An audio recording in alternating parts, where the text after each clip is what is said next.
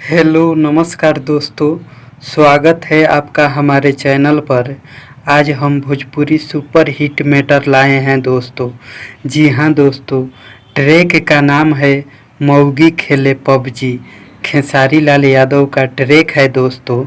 तो इस super hit matter को सुनने से पहले मुझे आपसे रिक्वेस्ट है दोस्तों कि अगर आप हमारे चैनल पर नया हैं तो चैनल को सब्सक्राइब करके बगल में बेल आइकन की घंटी ज़रूर दबाइएगा, हर रोज़ मेरा वीडियो सबसे पहले देखने के लिए।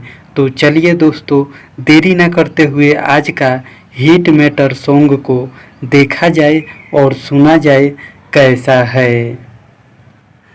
बारू तू रखले डबल मशीन, गरम हो तारू जैसे हो खेलाटीन, हो खेलाटीन। बारू तू रखले डबल मशीन, गरम हो तारू जैसे हो खेलाटीन।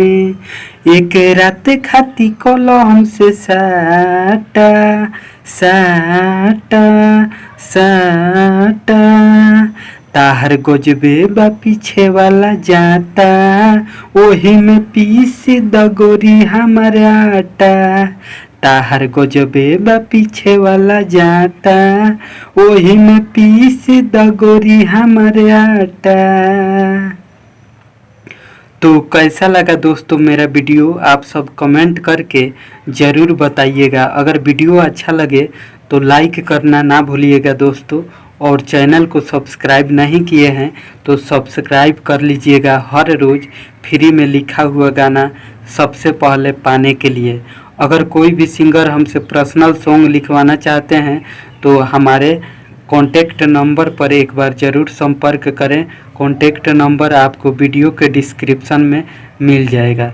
मिलते हैं दोस्तों अगले वीडियो में नए हिट गीत के साथ। तब तक के लिए नमस्कार, बाय बाय दोस्तों।